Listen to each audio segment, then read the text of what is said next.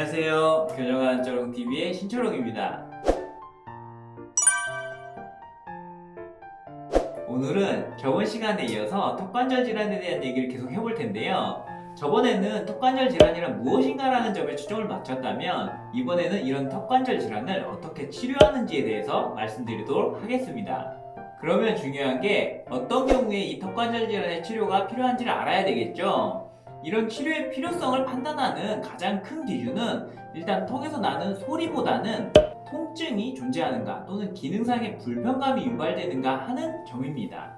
저희 치과에서도 턱에서 소리가 난다고 하시면서 이거 문제가 있는 건가요? 하고 궁금해 하시는 분들이 간혹 있는데요. 연구에 의하면 일반 정상인에서도 3분의 1 정도는 검사해보면 턱에서 딱딱 소리가 나는 것으로 밝혀져 있습니다. 따라서 단순히 턱에서 소리가 나는 것 하나만으로는 치료를 진행할 필요는 없습니다. 정리해보면 턱관절에서 소리는 나는데 아프지 않고 입도 크게 잘 벌어지고 식사나 말할 때도 특별히 불편감이 없다면 특별한 치료는 필요 없고요. 턱관절 주의사항 정도 지켜주시면 됩니다. 반면에 턱에서 소리가 나던 안 나던 간에 입을 벌리거나 식사할 때 턱이 아프거나 입이 잘 안 벌어진다거나 반대로 입을 벌린 상태에서 턱이 걸려서 아예 안 다물어진다거나 한다면 이때는 턱관절의 치료가 꼭 필요합니다. 그럼 이제 턱관절 질환의 치료 방법에 대해서 알아보도록 하겠습니다. 턱관절 질환의 치료 방법은 크게 5가지 정도로 나눌 수 있는데요.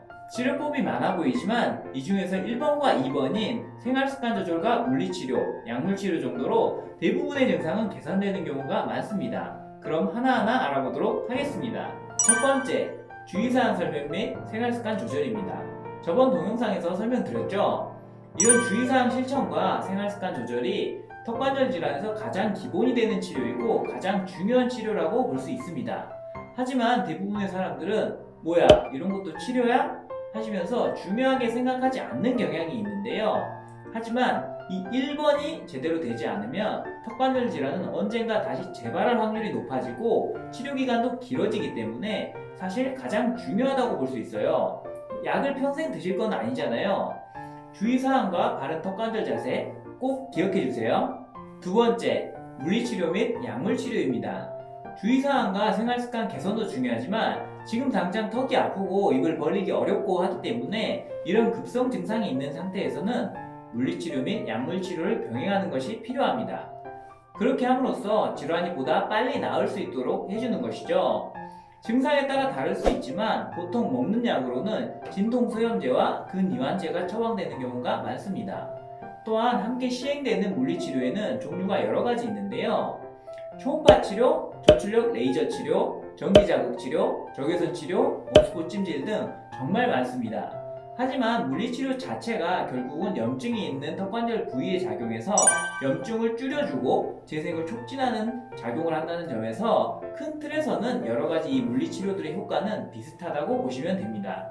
아무튼 이런 물리치료와 약물치료가 같이 이루어지게 되면 턱관절 증상을 보다 빨리 개선시킬 수 있습니다.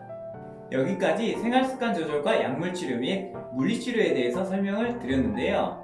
앞서 말씀드렸듯이 턱관절 질환의 대부분의 증상은 이런 2가지 방법에 의해서 잘 치료되고 조절될 수 있습니다.